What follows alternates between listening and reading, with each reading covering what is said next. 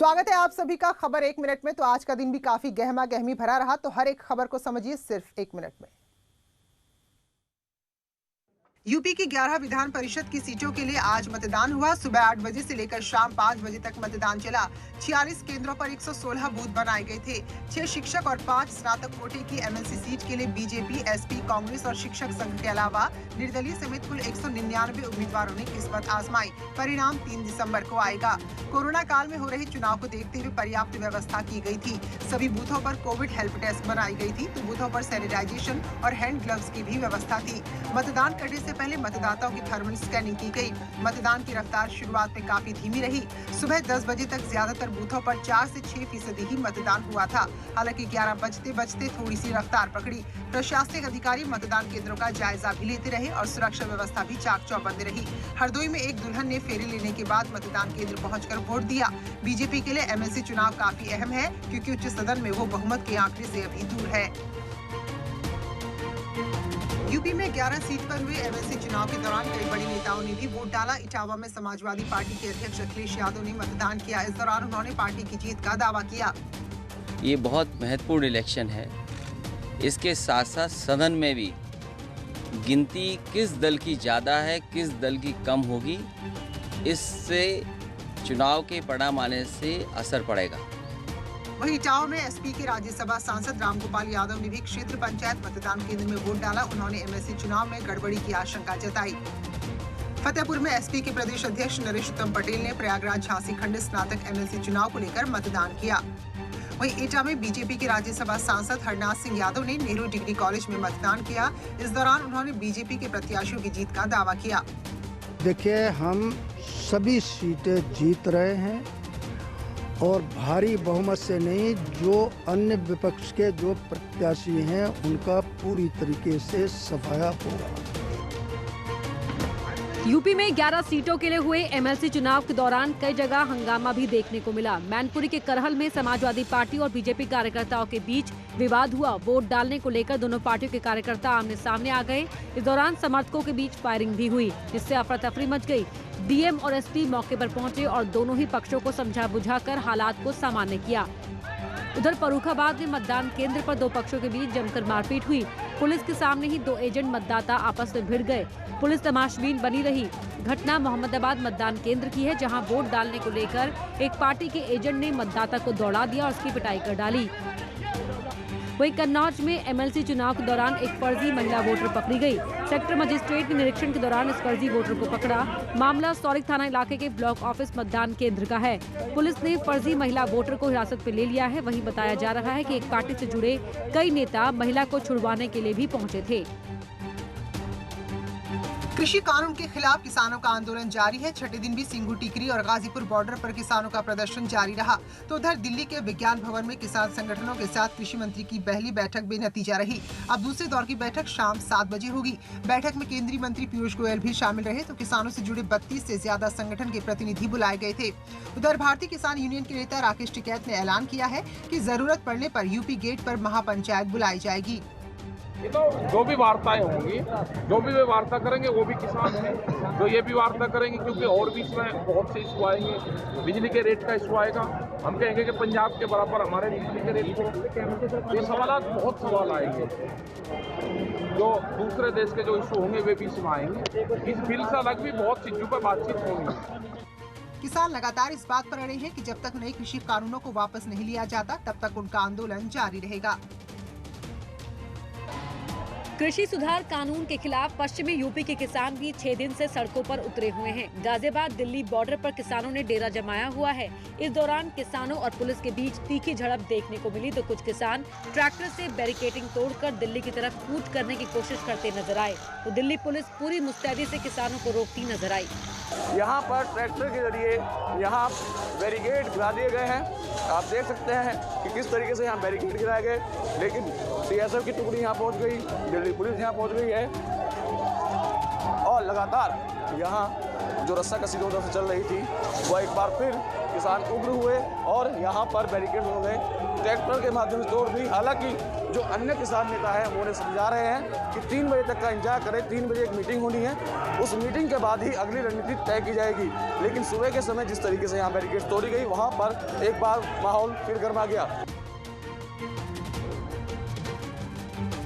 गाजियाबाद में प्रदर्शन कर रहे किसानों को समर्थन देने के लिए कई पार्टियों के नेता भी यूपी बॉर्डर पहुंचे। भीम आर्मी के संस्थापक चंद्रशेखर रावण ने अपने समर्थकों के साथ यूपी गेट पहुंचकर किसानों को समर्थन दिया।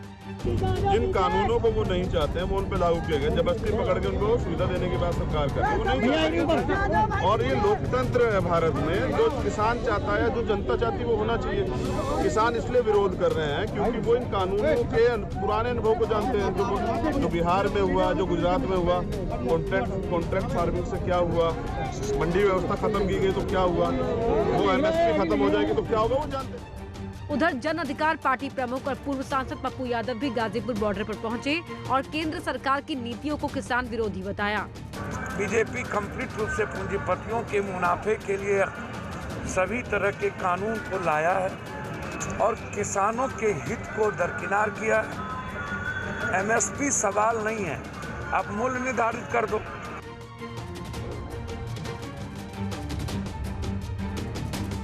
मुख्यमंत्री योगी आदित्यनाथ की मौजूदगी में मुंबई में लखनऊ नगर निगम के बॉम्बे स्टॉक एक्सचेंज में लॉन्च बॉन्ड की लिस्टिंग होगी। इस दौरान नगर विकास मंत्री आशुतोष टंडन भी मौजूद रहेंगे। कोविड के चलते कार्यक्रम का आयोजन वर्चुअल होगा। नगर निगम की इस उपलब्धि की देश और दुनिया कई औद्योगिक हस्तियां गवाह बनेंगी। बता दें, 13 नवंबर को लखनऊ नगर निगम ने बॉम्बे स्टॉक एक्सचेंज में 200 करोड़ के साथ साथ अपना म्युनिसिपल बॉन्ड लॉन्च किया था। 10 साल के बॉन्ड के लिए 8.5% की उछाल के साथ एक बहुत ही आकर्षक दर पर बंद हुआ, जो एक रिकॉर्ड है। लखनऊ में 2018 में हुए इन्वेस्टर्स समिट में प्रधानमंत्री नरेंद्र मोदी ने 2 अरब के बॉन्ड की घोषणा की थी। नगर निगम 2 अरब रुपए के म्युनिसिपल बॉन्ड में से 195 करोड़ रुपए ओमेक्स सिटी के निर्माणाधीन अपार्टमेंट को पूरा करने में खर्च होगा। 5 करोड़ रुपए अमृत योजना से चल रही पेयजल योजना में खर्च होंगे। केंद्र सरकार म्युनिसिपल बॉन्ड लाने के लिए नगर निगम को 26 करोड़ रुपए की सब्सिडी देगी। आने वाले समय में गाजियाबाद, वाराणसी, आगरा और कानपुर के नगर निगम भी अपने म्युनिसिपल बॉन्ड जारी करेंगे। आगरा में चलती बस में धमाका होने से हड़कंप मच गया। बस की बैटरी फटी और जिसकी वजह से धमाका हो गया। घटना सदर इलाके की है, जहां रोडवेज बस में अचानक बैटरी फट गई। धौलपुर से मतलब हम 3 जगह से धौलपुर जा रही थी, चलने से वहाँ से आई गाड़ी, उसमें भीड़ में दोनों में आग लगी, बैटरा बस्ट हो गए। अच्छा, फिर हाँ आगे जा रही यहाँ पर बस्ट हो गया, पानी फैला, धमाका भाग हो गई। इसमें धमाके की वजह से बस में बैठे लोग इस कदर डर गए कि कई सवारियों ने तो बस का शीशा ही तोड़ दिया और खिड़की से नीचे कूद गए। इसमें कई लोग चोटिल भी हुए हैं। बस ईदगाह स्टेशन से धौलपुर जा रही थी। घबरा गए, अब भी हाथ पैर कपड़े ऐसे लगी, अब नहीं बचने वाले। अच्छा, क्या हुआ? एकदम धमाका हुआ है तो लोग भगने लगे, खिड़की तोड़ने लगे, बच्चा भी भगने लगे, जब तो उनके लगी है। खिड़की तोड़ते समय कूद गए खिड़की में। उधर लखीमपुर खीरी के पसगवा में शॉर्ट सर्किट के चलते कार में आग लग गई। गनीमत रही कि उस वक्त कार सवार युवक ने कूदकर अपनी जान बचा ली। थोड़ी ही देर में कार पूरी तरह लपटों में घिर गई। मुजफ्फरनगर में पुलिस और बदमाशों के बीच मुठभेड़ हो गई, जिसमें एक शातिर अपराधी गोली लगने से घायल हो गया। घायल बदमाश के कब्जे से एक बाइक और तमंचा मिला है। घायल बदमाश को हॉस्पिटल भर्ती कराया गया, जिस पर हत्या और लूट समेत 1 दर्जन से ज्यादा मुकदमे चल रहे हैं। चेकिंग के दौरान पुलिस ने बदमाश को रुकने का इशारा किया, लेकिन बदमाश ने पुलिस पर फायरिंग कर दी। तो 2 व्यक्ति मोटरसाइकिल पर आए, इनको रोकने के लिए पुलिस ने इशारा किया, लेकिन ये रुकने के बजाय पुलिस पार्टी पर फायर करके वहाँ से भाग लिए और इधर बिहारगढ़ की तरफ को भाग निकले। पुलिस पार्टी ने इनका पीछा किया। बिहारगढ़ रोड पे गन्ने के खेत की तरफ वो ये भागे हैं, मोटरसाइकिल इनकी गिर गई है। उसी में फिर इन्होंने पुलिस पर फायर किया है। बचाव में पुलिस ने भी फायर किया, जिसमें एक बदमाश घायल हुआ। उधर मथुरा पुलिस ने 2 गांजा तस्करों को गिरफ्तार किया है, जिनके पास से करीब 1 किलो अवैध गांजा मिला है। साथ ही 50,000 रुपए से ज्यादा नकद बरामद हुआ है। नौझील पुलिस को चेकिंग के दौरान ये कामयाबी मिली। पुलिस गिरफ्तार तस्करों से पूछताछ कर रही है कि ये किन लोगों से माल लेकर आते थे और किस किस जगह डिलीवरी किया करते थे। फतेहपुर में करोड़ों रुपए की सीज की गई बालू चोरी के मामले में जांच तेज हो गई है। डीएम ने एसपी को पत्र लिखकर लापरवाह पुलिस अधिकारी और कर्मचारियों पर कार्रवाई को कहा है। दरअसल 6 अगस्त को प्रशासन ने 8,300 घन मीटर बालू सीज की थी, जिसके 2 महीने के अंदर ही सीज की गई बालू गायब हो गई। हैरानी की बात है कि पुलिस की निगरानी के बाद भी माफिया बालू चोरी कर ले गए और पुलिस को कानों कान इसकी भनक तक नहीं लगी। लेकिन इस मामले में पुलिस के हाथ अब तक खाली हैं, जिसको लेकर पुलिस महकमा ही सवालों के घेरे में है। अब खनिज विभाग ने पूरे मामले में जिलाधिकारी से रिपोर्ट तलब की है, जिसके बाद डीएम ने निगरानी में लापरवाही बरतने वाले दोषी पुलिसकर्मियों के खिलाफ विभागीय एक्शन को लेकर एसपी को पत्र लिखा है। क्योंकि राजस्व से जुड़ा हुआ मामला है, इसमें माह सितंबर में थाना स्थानीय पर अज्ञात लोगों के विरुद्ध एफआईआर भी प्रथम सूचना रिपोर्ट दर्ज की गई है और इसमें जो निगरानी का उत्तरदायित्व संबंधित थाने का था, उसमें अगर लापरवाही पाई गई है तो इसके लिए पुलिस अधीक्षक महोदय को पत्र लिखा गया है कि उनके उत्तरदायित्व निर्धारित करते हुए उनके खिलाफ कार्रवाई की जाए। यूपी में मंगलवार को मारपीट की घटनाएं कई जगह से सामने आई। सहारनपुर के जनकपुरी के जिला अस्पताल में जमकर हंगामा हुआ। मरीज के साथ आए तीमारदारों ने जिला अस्पताल के स्टाफ के साथ मारपीट की, साथ ही हॉस्पिटल के इमरजेंसी वार्ड में तोड़फोड़ भी की। परिजन सही इलाज न मिलने से नाराज थे। वहीं हंगामे की सूचना मिलने पर पुलिस अस्पताल में पहुंची, लेकिन पुलिस के पहुंचने से पहले ही हंगामा करने वाले मौके से भाग गए। पुलिस फिलहाल मामले की पड़ताल कर रही है। उधर बागपत हरियाणा बॉर्डर पर जमीन विवाद को लेकर 2 पक्षों में जमकर लाठी डंडे चले, जिसमें एक पक्ष के 8 लोग जख्मी हो गए। एक की हालत गंभीर बनी हुई है। घटना छपरौली थाना इलाके के टांडा खादर की है। बताया जा रहा है धारदार हथियार से हमला किया गया। पुलिस मामले की पड़ताल में जुटी है।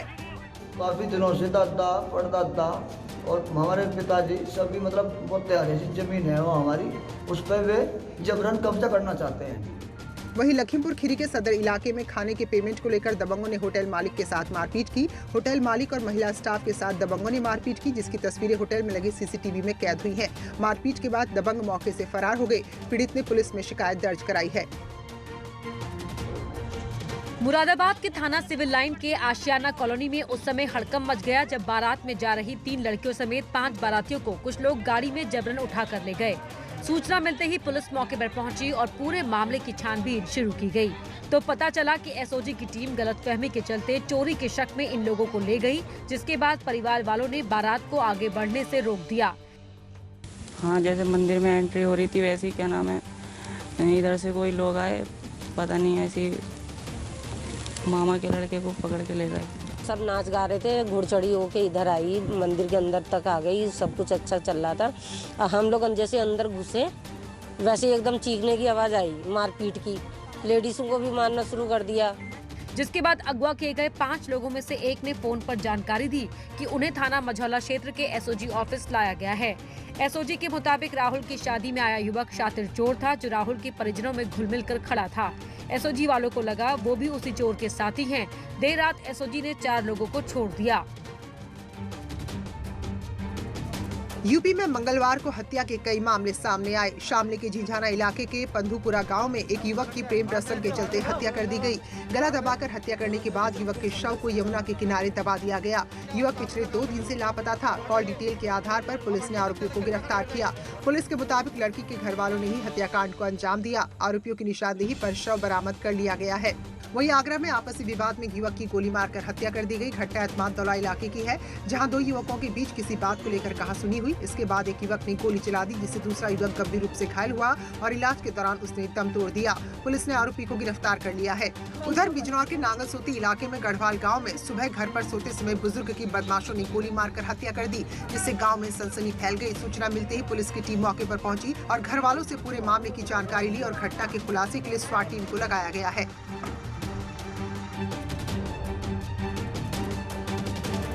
मथुरा में महिला सिपाही पर तेजाब हमले के एक मामले में फास्ट ट्रैक अदालत ने 4 आरोपियों को 14-14 साल की सजा और 50-50 हजार का जुर्माना लगाया है। अदालत ने 5वें आरोपी को निर्दोष मानते हुए बरी कर दिया, जबकि एक आरोपी के नाबालिग पाए जाने पर उसका मामला किशोर न्याय अदालत में चलाया जा रहा है। ये मामला 2019 का है। आरोपी महिला पर लगातार शादी का दबाव डाल रहा था और जब महिला ने उसकी बात नहीं मानी तो उसने महिला पर तेजाब से हमला कर दिया। तो इस मामले में अब जाकर फैसला आया है, जिसमें 50-50 हजार का जुर्माना भी लगाया गया है। उसको जो है संजय बिट्टू को और उसके 3 और सहयोगी थे, बॉबी किशन और पुनीत को छोड़ दिया, बरी कर दिया था। बाकी के 4 लोगों को 14-14 वर्ष का कठोर कारावास और 50-50 हजार रुपये के अर्थदंड से दंडित किया। फतेहपुर में एक रेप पीड़िता को अगवा करने का मामला सामने आया है। अगवा करने वालों में एक महिला भी शामिल बताई जा रही है। घटना सदर कोतवाली इलाके की है। परिजनों ने मामले में पुलिस में मुकदमा दर्ज करा दिया है। परिजनों के मुताबिक गाड़ी सवार 5 से 6 लोगों ने उनकी बेटी का अपहरण किया है। सरपंच टगेरा, उसमें जो है 4-5 लोग उतरे गाड़ी से, बाजबरंजन जो है हमारी लड़की को बैठा लिया। ललितपुर में छेड़छाड़ की शिकार एक किशोरी ने कुएं में छलांग लगा दी। गनीमत रही कि समय रहते ग्रामीणों ने कुएं से किशोरी को सुरक्षित बाहर निकाला। उसे अस्पताल में भर्ती कराया गया। घटना सौजना थाना इलाके की है।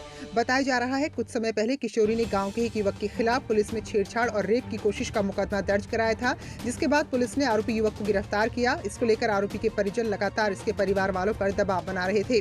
घर पर किशोरी को अकेला पाकर और उससे परिवार वालों को जान से मारने की धमकी दी, जिससे तंग आकर किशोरी ने कुएं में छलांग लगा दी। तो हमारी लड़की अकेले घर पर थी, तो उन लोगों ने इससे कहा कि तुम बयान बदल दो, नंतर तुम्हारी शादी कौन करेगा और तुम्हारे भाई के पिता को जान से मार देंगे। इस दाय से लड़की हुए गिरकर अपनी जान आत्महत्या कर रही। फिलहाल लड़की से छेड़छाड़ का आरोपी जेल में बंद है। वहीं घटना के बाद पुलिस जांच में जुट गई है। किसानों के बिल को लेकर जहां दिल्ली में एक तरफ बैठक हो रही है, तो वहीं दूसरी तरफ डीएनडी पर नोएडा के सभी एक पॉइंट्स पे जहां पे आप दिल्ली से नोएडा की तरफ एंट्री करते हैं, वहां पर किसानों ने हल्ला बोल दिया है और जिसके कारण पूरे नोएडा में जाम लग गया है। इस समय हम खड़े हैं डीएनडी पर, जहां पर आप देख सकते हैं कि गाड़ियों की लंबी कतारें आपको देखने को मिल जाएंगी और यहां पर लोग जाम में फंसे हुए हैं। करीब 1 घंटे से ये जाम लगा हुआ है और 2 से 3 किलोमीटर का लंबा जाम है। ऐसा नहीं है कि ये जाम सिर्फ डीएनडी का है, बल्कि नोएडा में दिल्ली से नोएडा की तरफ जब भी हम मूव करते हैं, चाहे वो सेक्टर 14A हो, NH24 हो या डीएनडी हो, ये सभी रास्तों पर लंबा जाम आपको देखने को मिल जाएगा, जिससे कि लोग काफ़ी परेशान हो रहे हैं। कैमरा पर्सन अनिल के साथ प्रीति श्रीवास्तव, न्यूज़ 18 नोएडा। मुजफ्फरनगर में लव जिहाद का मामला सामने आया है, जहां शादीशुदा महिला को प्रेम जाल में फंसाकर धर्म परिवर्तन का दबाव बनाया गया, जिसको लेकर महिला के पति ने 2 लोगों के खिलाफ मंसूरपुर थाने में मुकदमा दर्ज कराया है। पुलिस ने यूपी विधि विरुद्ध धर्म संपरिवर्तन प्रतिषेध अधिनियम की धारा 3/5 और आईपीसी की धारा 504/506/120B के तहत दोनों ही आरोपियों के खिलाफ मुकदमा दर्ज कर लिया है। मंसूरपुर के रहने वाले अक्षय त्यागी रुड़की के भगवानपुर में लेबर कॉन्ट्रैक्ट का काम करते हैं। उनके साथ नदीम नाम का युवक भी काम करता था, जिसका उनके घर में आना जाना था। इसी दौरान नदीम ने अक्षय की पत्नी को अपने प्रेम जाल में फंसा लिया, जिसमें उसका साथ उसके सहयोगी सलमान ने भी दिया। पिछले 1 साल से उसने मेरे घर में मेरी वाइफ को बरगलाना शुरू कर दिया मेरे खिलाफ और उसको अपने प्रेम जाल में फंसा लिया। पुलिस ने मुकदमा दर्ज कर मामले की जांच शुरू कर दी है। और फिलहाल यहाँ पर एक छोटा सा ब्रेक ले रहे हैं, लौटते हैं जल्द ही।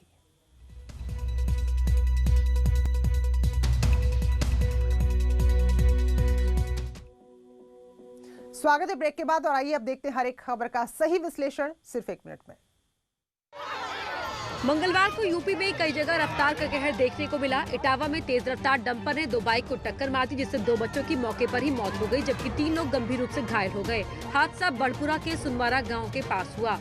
उधर फतेहपुर में बारातियों से भरी बस पुलिया टूटने से धंस गई, जिससे 6 लोग घायल हो गए। बारात सकूलपुर से मलयपुर मुराद जा रही थी। जैसे ही बस खरियाव के पास पहुंची, नहर की पुलिया टूटने से बस नीचे धंस गई। वहीं ललितपुर में भी एक तेज रफ्तार SUV नहर में गिर गई। गनीमत रही कि कार में बैठे लोगों को समय रहते नहर से सकुशल बाहर निकाल दिया गया। बताया जा रहा है कि हादसा सामने से आ रही एक गाड़ी को बचाने के चक्कर में हुआ। वहीं घायलों की चीख पुकार सुनकर स्थानीय लोगों ने रेस्क्यू ऑपरेशन शुरू किया और गाड़ी में सवार लोगों को बचाया गया। बाद में JCB की मदद से गाड़ी को भी बाहर निकाला गया। उधर गोंडा में मस्कनवा गौरी चौकी रोड पर तेज रफ्तार कार ने बाइक को टक्कर मार दी। कार करीब 100 मीटर तक दोनों को घसीटते हुए ले गई। गनीमत रही कि दोनों को गंभीर चोटें नहीं आई और हॉस्पिटल में प्राथमिक उपचार के बाद दोनों को घर भेज दिया गया। हादसा छपिया के सिंगार घाट पेट्रोल पंप के पास हुआ। कानपुर में प्रदूषण का स्तर लगातार बढ़ता जा रहा है। सुबह हो या शाम धुंध ही धुंध नजर आ रही है। सड़कों पर धूल का गुबार देखने को मिल रहा है, लेकिन प्रदूषण को लेकर प्रशासन गंभीर नजर नहीं आ रहा। कानपुर में मेट्रो का काम भी नियमों को ताक पर रखकर हो रहा है। सड़कों पर पानी का छिड़काव नहीं हो रहा। नेहरू नगर में प्रदूषण के स्तर को नापने के लिए जो बोर्ड लगाया गया था वो भी खराब है।